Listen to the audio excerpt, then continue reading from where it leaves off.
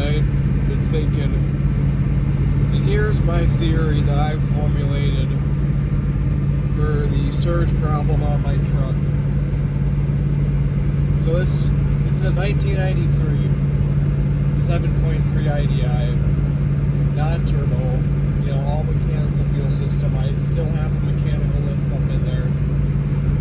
I know I kind of like that, just the idea of having it all mechanical, but I know they're not the greatest. I had one fail recently, so we'll see how that goes. But right now, that's how it's running. So, back in the lift pump video, I said it seemed like it gained some power back. And maybe that was true enough, but at the same time, that was also pretty warm out. It was around 40 degrees that day, I believe. Now today, it was like a high of 13 or something like that. So it was definitely a lot colder. And sure enough, I had this same surge issue happen several times on my way south today. And I only ever drive this thing around 55 miles per hour tops because it has 463 rear gears, 5-speed manual transmission. This thing is screaming at 2,500 RPM going 60. And I want to take care of this truck. Now, people are always flying by me on the road, I don't care. But I was just doing my regular 55, and then it kept on happening. So, here's what my theory is. Because I always knew it was kind of based on air getting into the system, forcing your injection pump into a timing advance every now and then. That's what I've been reading online, that the air in the system will do that to your injection pump. And I also know that if your fuel starts gelling up, then you can have kind of a similar issue of air intrusion, where your lift pump will start pulling air in because it can't pull enough diesel fuel in. At least that's what I believe, what I've read anyways. So what my theory is that these colder days it's not really coincidence at this point, but it always seems to only do this on colder days like today. So I guess perhaps it's all mechanical, and also given the fact that I have to demand so much fuel to just stay at 55, it's probably running about 2,400 RPM at 55.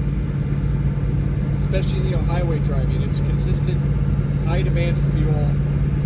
Cold weather, maybe the fuel's not fully gelled up at this point because I am putting additives in now, but it might be flowing slower, I'm guessing. So it's flowing slower, your lift pump is still trying to pull fuel in to keep up with that 2,400 RPM demand. So if the fuel's flowing slower, it might start sucking some air in too. Every now and then, that air is going to make its way into the injection pump and force into a timing advance. And then you get the surge.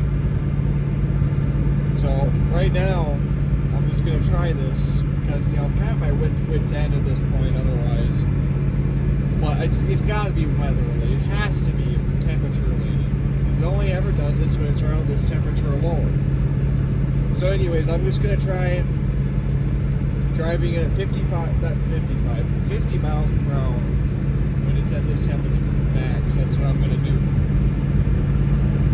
I mean, I get it for the people on the road, it's going to suck. They don't understand. They all have gasoline vehicles. They don't really have to worry about this problem. Even newer diesels never have to worry about this problem. Or even trucks like this, but that don't have such aggressive gearing in the rear.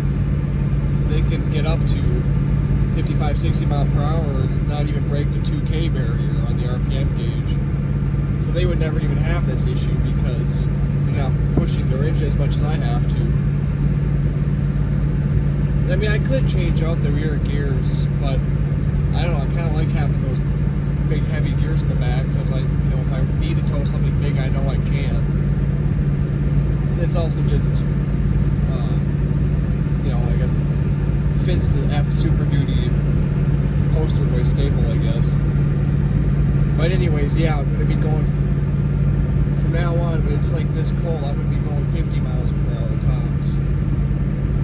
Because last thing I want to do is hurt my engine or hurt my injection pump because of that surge thing. But yeah, I guess I just wanted to put that out there. That's what my theory is, just in case anyone else out there like me is having this issue. I know it's not very common because when I tried to look this stuff up online myself, I wasn't really getting much. Just bits and pieces, and no one who had the exact same problem as me. But if in the future, if somebody finds this video and they have the same problem as me, maybe this will help,